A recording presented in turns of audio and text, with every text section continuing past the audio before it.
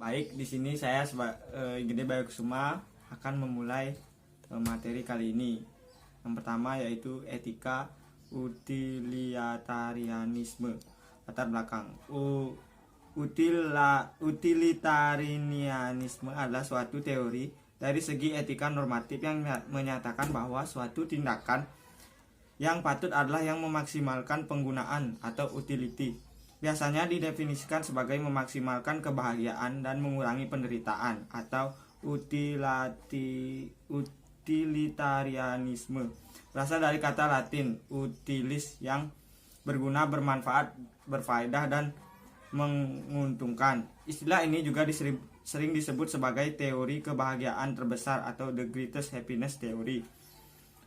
Utilitarianisme sebagai teori sistematis pertama kali dipaparkan oleh Jeremy Bentham tahun 1748 sampai 1832 dan muridnya John Stuart Mill tahun 1806 sampai 1973. Dari prinsip ini tersusunlah teori tujuan perbuatan. Menurut kaum utilitarianisme, tujuan perbuatan sekurang-kurangnya menghindari atau mengurangi kerugian yang diakibatkan oleh perbuatan yang dilakukan, baik bagi sendiri ataupun orang lain. Adapun maksimalnya adalah dengan memperbesar kegunaan, manfaat, dan keuntungan yang dihasilkan oleh perbuatan yang akan dilakukan.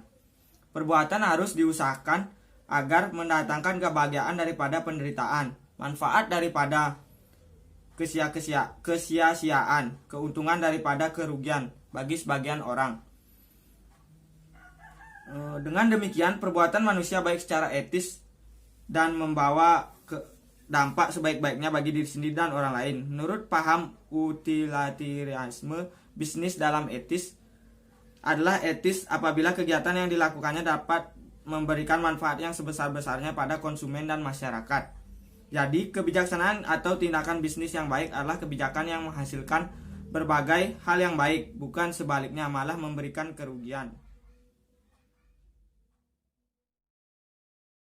Kriteria dan prinsip etika utilitarianisme. Kriteria pertama adalah manfaat, yaitu bahwa kebijaksanaan atau tindakan itu mendatangkan manfaat atau kegunaan tertentu. Jadi kebijaksanaan atau tindakan yang baik adalah yang menghasilkan hal yang baik. Sebaliknya, kebijaksanaan atau tindakan yang tidak baik adalah yang mendatangkan kerugian tertentu. Yang kedua yaitu kriteria adalah manfaat terbesar, yaitu bahwa kebijaksanaan atau tindakan itu mendatangkan manfaat terbesar atau dalam situasi tertentu lebih besar dibandingkan dengan kebijaksanaan atau tindakan alternatif lainnya. Yang kriteria ketiga adalah manfaat terbesar bagi sebanyak mungkin orang, yaitu dengan kata lain, kebijaksanaan atau tindakan yang baik dan tepat dari segi etis menurut etika utilitarianisme adalah kebijaksanaan atau tindakan yang membawa manfaat terbesar bagi sebanyak mungkin orang atau sebaliknya membawa akibat merugikan yang sekecil mungkin bagi sedikit mungkin orang. Baik, saya Indra, saya akan melanjutkan presentasi dari teman saya. Selanjutnya kita akan bahas tentang nilai positif etika utilitarisme. Yang pertama ada rasionalitas. Maksudnya, prinsip moral yang diajukan oleh etika utilitarisme ini tidak didasarkan pada aturan-aturan kaku yang mungkin tidak bisa kita pahami dan yang tidak bisa kita persoalkan keabsahannya. Justru sebaliknya, utilitarisme ini memberi kita kriteria objektif dan rasional mengapa suatu tindakan dinilai baik. Yang kedua ada menghargai kebebasan setiap pelaku moral. Setiap orang dibiarkan bebas untuk mengambil keputusan dan bertindak dengan hanya memberinya kriteria objektif dan rasional. Tidak ada paksaan bahwa orang harus melakukan tindak atau dengan cara tertentu yang tidak diketahui alasannya. Yang ketiga ada universalitas. Mengutamakan manfaat atau akibat baik dari suatu tindakan bagi semua orang. Suatu tindakan nilai baik secara moral bukan karena tindakan itu mendatangkan manfaat atau akibat baik dari suatu tindakan bagi banyak orang, melainkan karena tindakan itu mendatangkan manfaat terbesar bagi orang yang terkait, termasuk orang melakukan tindakan itu. Selanjutnya, kita akan bahas tentang utilitarisme sebagai proses dan standar penilaian. Yang pertama, etika utilitarisme sebagai proses untuk mengambil sebuah keputusan, kebijaksanaan, ataupun untuk bertindak. Dengan kata lain, etika otonomi ini dipakai sebagai prosedur untuk mengambil keputusan. Yang kedua, etika otonomi dipakai sebagai standar penilaian bagi tindakan atau kebijaksanaan yang dilakukan dengan dan digunakan untuk mengevaluasi tindakan yang sudah dijalankan. Selanjutnya ada analisis keuntungan dan kerugian. Keuntungan dan kerugian, cost and benefit, yang dianalisis tidak dipusatkan pada keuntungan dan kerugian perusahaan. Yang kedua, analisis keuntungan dan kerugian tidak ditempatkan dalam kerangka uang. Dalam analisis ini perlu mendapat perhatian yang serius, bahwa keuntungan dan kerugian di sini tidak hanya menyangkut aspek finansial, melainkan juga aspek-aspek moral. Dan yang terakhir ada analisis keuangan dan kerugian untuk jangka panjang. Benefit yang menjadi sasaran utama semua perusahaan adalah long term net benefit. Sekian dan akan dilanjutkan oleh teman saya. Baik, di sini saya akan melanjutkan presentasi dari teman saya, yaitu kasus PT Freeport Indonesia ditinjau dari berbagai teori etika bisnis. Teori etika utilitarianisme berasal dari bahasa Latin utilis yang berarti bermanfaat. Menurut teori ini, suatu perbuatan adalah baik jika membawa manfaat. Tapi manfaat itu harus menyangkut bukan saja 1-2 orang, melainkan masyarakat sebagai keseluruhan. Berdasarkan teori tersebut, PT Freeport Indonesia dalam hal ini sangat bertentangan karena keuntungan yang didapat tidak digunakan untuk mensejahterakan masyarakat sekitar, melainkan untuk negara Amerika. Teori hak. Dalam pemikiran moral dewasa ini, barangkali teori hak ini adalah pendekatan yang paling banyak dipakai untuk mengevaluasi baik buruknya suatu perbuatan atau perilaku.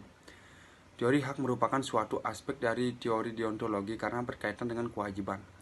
Hak dan kewajiban bagaikan dua sisi uang logam yang sama. Hak didasarkan atas martabat manusia dan martabat semua manusia itu sama. Karena itu hak sangat cocok dengan suasana pemikiran demokratis. Dalam kasus ini PT Freeport Indonesia sangat tidak etis di mana kewajiban terhadap para karyawan tidak terpenuhi karena gaji yang diterima tidak layak dibandingkan dengan pekerja Freeport di negara lain. Padahal PT Freeport Indonesia merupakan tambang emas dengan kualitas emas terbaik di dunia. Solusi dari kasus di atas adalah pemerintah harus dapat bersikap tegas apabila terjadi pelanggaran perjanjian yang sudah dilakukan agar PT Freeport tidak lagi melakukan pelanggaran yang menyebabkan para karyawan PT Freeport Indonesia merasa dicurangi mengenai gaji yang diterimanya tidak sesuai dengan standar gaji PT Freeport MC Moran, di mana tak sebanding jika dibandingkan dengan PT Freeport lainnya yang beroperasi di luar negeri. Baik, selanjutnya yaitu kesimpulan. Utilitarianisme adalah suatu teori dari segi etika normatif yang menyatakan bahwa suatu tindakan yang patut adalah yang memaksimalkan penggunaan atau utility. Biasanya didefinisikan sebagai memaksimalkan kebahagiaan dan mengurangi penderitaan. Istilah ini juga sering disebut sebagai teori kebahagiaan terbesar atau the greatest happiness theory. Menurut paham utilitarianisme, bisnis adalah etis apabila kegiatan yang dilakukan dapat memberikan manfaat yang sebesar-besarnya pada konsumen dan masyarakat. Jadi kebijakan atau tindakan bisnis yang baik adalah kebijakan yang menghasilkan berbagai hal yang baik, bukan sebaliknya malah memberikan kerugian. Maka ajaran pokok dari utilitarianisme adalah prinsip kemanfaatan atau the principle of utility. Sekian presentasi dari saya. Perkenalkan, nama saya Nimade Sakadwi Aryasta, nomor absen 26. Saya akan melanjutkan presentasi. Kelemahan etika utilitarianisme. A. Manfaat merupakan konsep yang begitu luas sehingga dalam kenyataan praktis akan menimbulkan kesulitan yang tidak sedikit. B. Etika utilitarianisme tidak pernah menganggap serius nilai suatu tindakan pada dirinya sendiri dan hanya memperhatikan nilai suatu tindakan sejauh berkaitan dengan akibatnya. C. Etika utilitarianisme tidak pernah menganggap serius kemauan baik seseorang. D. Variabel yang dinilai tidak semuanya dapat dikuantifikasi. E. Seandainya ketiga kriteria dari etika utilitarianisme saling bertentangan, maka akan ada kesulitan dalam menentukan prioritas di antara ketiganya. F. Etika utilitarisme membenarkan hak kelompok minoritas tertentu dikorbankan demi kepentingan mayoritas.